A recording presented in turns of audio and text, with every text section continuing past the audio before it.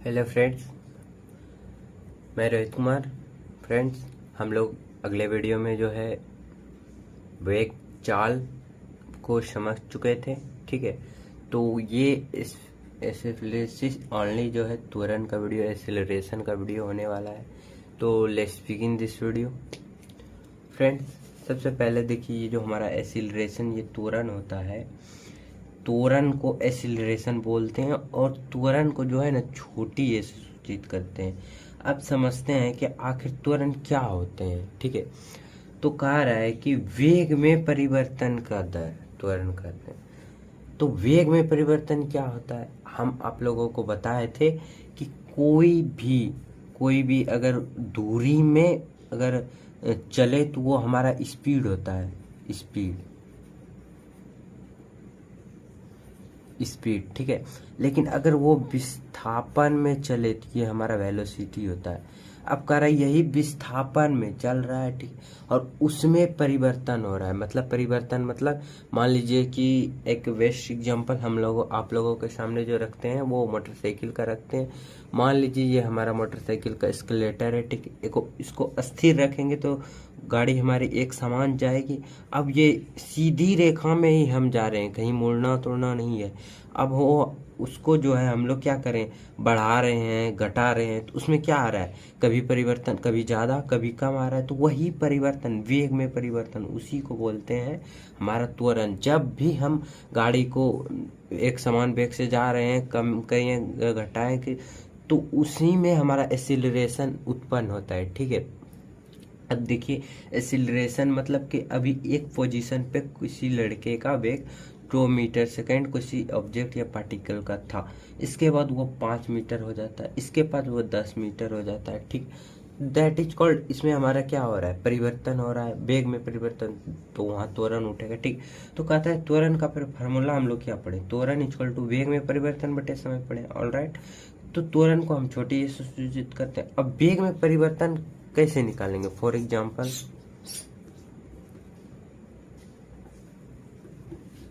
यहाँ पे देखिए, सपोज दैट कि आपका वेग यहाँ पे 10 मीटर पर सेकेंड है। ओके, ठीक है, आप चलना प्रारंभ किए, यहाँ से इस पोजीशन पे आ गए। ऑल राइट, और यहाँ पे आपका हो गया 50 मीटर सेकेंड वेग। ओके,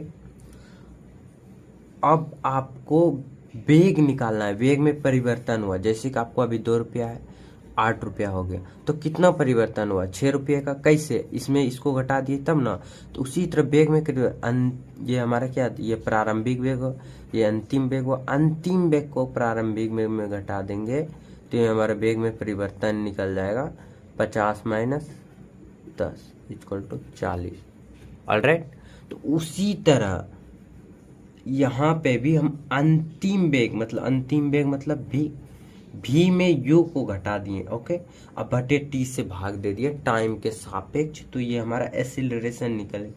अब फ्रेंड्स देखिए, जब हम लोग दूरी पढ़े थे, ये एक सदिश राशि ओदिश राशि है। क्यों, क्योंकि इसमें हमारा डायरेक्शन नहीं है। बट अगर हम विस्थापन की बात करें, विस्थापन की, तो ये सदिश राशि है क्योंकि इसमें दिशा होती है। उसी तरह ये त्वरण के अंदर जो हमारा वेग में परिवर्तन, अब वेग क्या है, विस्थापन है, तो ये सदिश राशि होता है। ठीक है, सबसे पहले देखिए, ये हमारा विस्थापन है, ये सदिश हो गया, और इसी से निकला वेग सदिश, और इसी से निकला त्वरण भी सदिश। ओके, अब कहता है कि इसका मात्रक यूनिट क्या होता है, यूनिट मात्रक पूछे, मतलब वेग को आखिर इस त्वरण को किस में नापते हैं। जैसे कि आलू के किस में नापते हैं, केजी में, और तेल को और भी अन्यथा बहुत प्रकार के। उसी तरह कहता है कि आखिर एक्सीलरेशन जो होता है उसको किस में नापते हैं, तो वही बात है। तो देखिए, अगर हम केजी में केजी को घटाएंगे, 10 केजी में 8 केजी घटाएंगे तो केजी बचेगा। ये फिर लीटर में लीटर को घटाएंगे तो लीटर बचेगा। उसी तरह वेग में वेग को घटाएं तो वेग बचेगा। ठीक है, वेग टाइम का टाइम। अब वेग का हम लोग अगले वीडियो में पढ़ चुके हैं, वेग का मात्रक क्या होता है, मीटर पर सेकेंड। वेग का क्या होता है, मीटर पर सेकेंड, तो मीटर पर सेकेंड लिखे। ठीक है, नीचे टाइम को किस में नापते हैं, सेकेंड में, बटे एक नहीं कुछ तो एक, नहीं तो कुछ दे भी सकते हैं, नहीं भी दे सकते हैं। ओके, बराबर। अब 7 क्लास में हम लोग पढ़े हैं कि मीटर पर सेकेंड है, मीटर पर सेकेंड, इसको उठा बटा वाला गुना कीजिए, एक ऊपर चले जाएगा, ये एस नीचे आ जाएगा, एम गुना एस बटे, अब देखिए एम का एम, एस गुना एस, एक्स स्क्वायर, नहीं कुछ कटेगा। तो अब हम लोग एक यहाँ पे कंसेप्ट है, देखिए अगर 1/4 या फिर 1/ कुछ भी दिखा दे, एक्स बटे वाई, या फिर और भी अल्टरनेट कुछ भी नीचे में रहे, इसको अगर ऊपर ले जाना है तो एस इस पे माइनस डाल देंगे, ठीक है। या फिर 4/5 रहे, ठीक है, या फिर ऊपर में 1 रहे, या फिर कुछ भी रहे, ऊपर में नहीं भी रहे, तो अब इसको हमको ऊपर ले जाना है 5/1। अब देखिए यहाँ 4/5 है, फॉर एग्जाम्पल यहाँ पे देखिए ये 4/5 है। अब हम इसको क्या लिख सकते हैं, 4/5 को क्या लिख सकते हैं, 4 गुना 1/5, देखिए गुना कीजिए, 4 एकम 4 है, 5 एकम 5 है, तो इसको ऐसे नहीं लिख सकते हैं, 5 को ऊपर भेज देंगे, मल्टीप्लाई 5 पर पावर माइनस से, इसको इस तरह भी लिख सकते हैं। उसी प्रकार इसको यहाँ पे किया गया है, एक पावर को उधर ऊपर भेजेंगे तो माइनस में आ जाएगा, मल्टीप्लाई में रह जाएगा, ऑल राइट। एंड सेकेंड है इसका, देखिए अब एक्सेलरेशन जो है ये 2 प्रकार के होते हैं, इस 2 कंडीशन है, इसके 2 कंडीशन होते हैं, ठीक है, 2 कंडीशन बोलिए या कुछ भी बोलिए, इसके 2 वो कंडीशन होते हैं, ओके। सबसे पहले देखिए कंडीशन कहता है, नंबर फर्स्ट कंडीशन कहता है अगर वेग हमारा नियत या कांस्टेंट हो। नियत या कांस्टेंट आखिर वर्ड ही क्या है, नियत। देखिए नियत कांस्टेंट मतलब इसका कुछ वैल्यू है, ठीक है।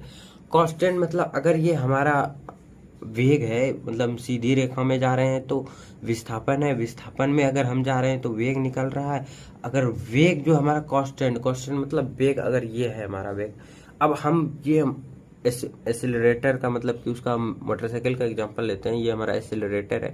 अब वेग कांस्टेंट मतलब कि ये वेग है, अब इसको हम हिला ही नहीं रहे, 10 मीटर पर सेकंड ला के इसको पकड़ के रख लिए, मतलब एक बार ऐसे करके इसी तरह पकड़ के रखे हैं, वेग बदल ही नहीं रहे, कभी इधर नहीं कर रहे हैं, एकदम फिक्स रखे हैं, तो कह रहा है वेग नियत। अब हम लोग पढ़े वेग में परिवर्तन होगा तभी तो एक्सीलरेशन निकलेगा, नहीं तो नहीं निकलेगा।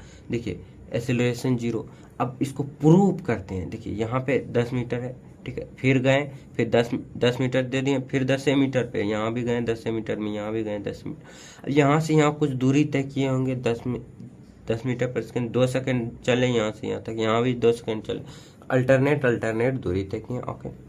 अब देखिए ये इसमें घटाइए, एक्सेलरेशन निकालने के लिए अंतिम है प्रारंभिक, अंतिम क्या है, ये अंतिम है, 10 में -10, 10 में 10 और 2 सेकंड से 0 निकल गया। अब इसमें भी 10 में 10 से घटाएंगे बटे 2, एक्सेलरेशन 0 हो जाएगा, ओके।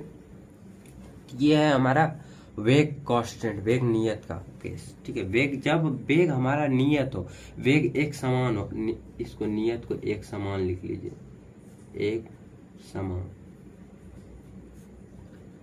ओके, एक समान। अब हमारा सेकेंड नंबर कंडीशन कह रहा है कि जब हमारा वेग एक समान रूप से बढ़ रहा हो, मतलब कि वेग एक समान रूप से बढ़ने का मतलब, अब देखिए ये हमारा मान लीजिए कि एक्सीलरेटेड है मोटरसाइकिल का, अब हम इसको बढ़ा रहे हैं धीरे धीरे एक समान रूप से, ये नहीं कभी इकट्ठे कभी कम नहीं, एक धीरे बढ़ा रहे हैं। मतलब कहने का मतलब है कि अभी हम 2 मीटर प्रति सेकंड से चल रहे हैं, 2 सेकंड के बाद अगर हम 4 मीटर प्रति सेकंड से चलें, इसके बाद 6 मीटर पर सेकंड, इसके बाद 8 मीटर सेकंड, ठीक है। अब टाइम बराबर है, बराबर समय, यहाँ से यहाँ तक 2 सेकंड, यहाँ से यहाँ तक 2 सेकंड, यहाँ। अब देखिए क्या हुआ, एक्सीलरेशन निकालेंगे, अंतिम ये 4 है, प्रारंभिक ये 2 है, 4 में 2 गया 2, अब बटे 2 से भाग देंगे, 2/2, एक्सीलरेशन 1।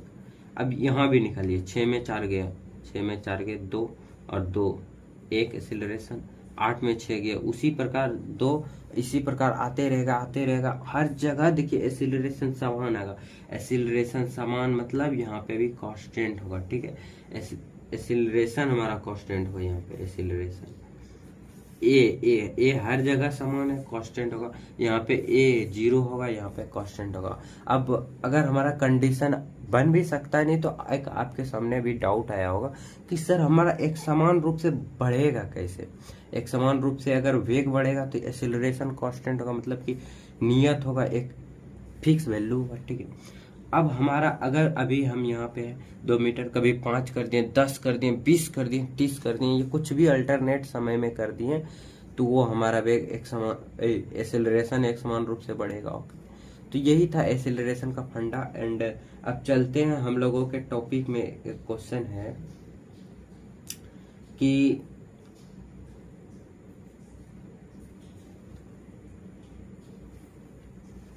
अब इससे कुछ कंडीशन पॉइंट निकला दोस्तों, फ्रेंड्स।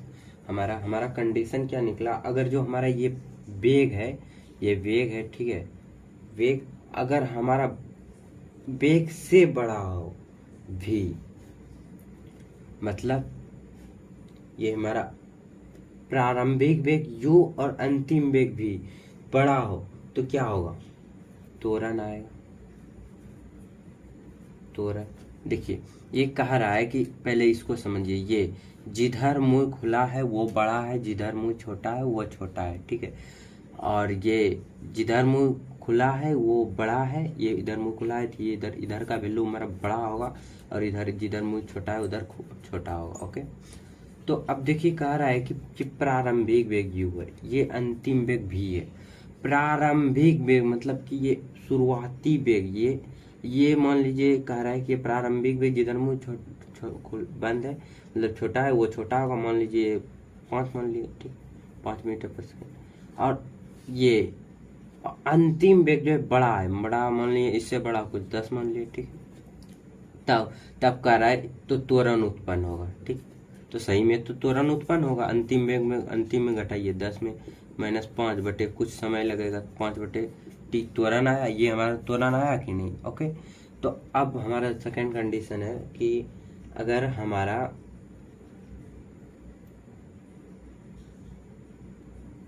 अब की बार जो है ना, हमारा प्रारंभिक वेग जो है छोटा हो, प्रारंभिक वेग बड़ा हो और अंतिम वेग छोटा हो। फर्स्ट नंबर कंडीशन हमारा क्या कर रहा है, फर्स्ट नंबर कह रहा है कि प्रारंभिक वेग स्मॉल हो और अंतिम वेग जो है बड़ा है तो त्वरण उत्पन्न होगा, ठीक है।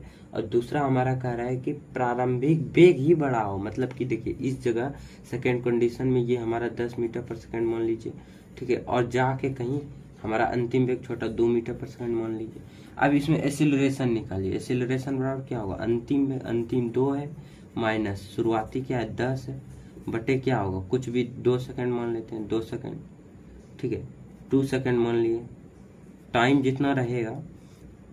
अब घटाइए तो ये कितना, -10 रुपया और 2 रुपये, -8, ठीक है, और 2 ये क्या बेटा -4। ओके, ये हमारा क्या होगा, ऋणात्मक आ गया, माइनस में आ गया, तो क्या होगा, माइनस में आने का मतलब कि त्वरण हमारा, अगर ये हमारा जा रहा है, ठीक है, ये हमारा त्वरण उत्पन्न हो गया। अब इसी में त्वरण का एक मंदन होता है, मंदन समझिए क्या होता है मंदन।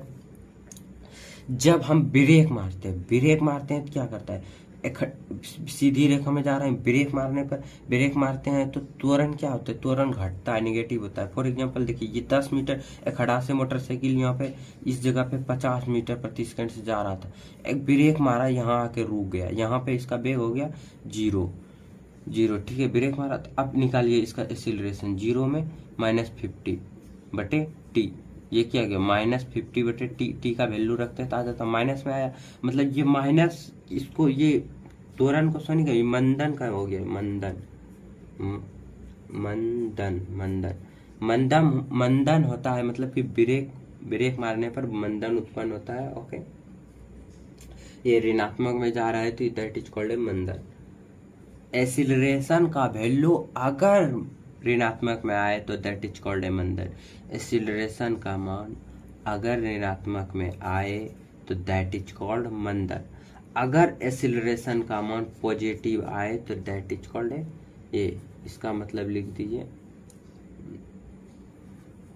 ए एक्सीलरेशन पॉजिटिव प्लस VE, ठीक है, पॉजिटिव, और इसका -VE निगेटिव।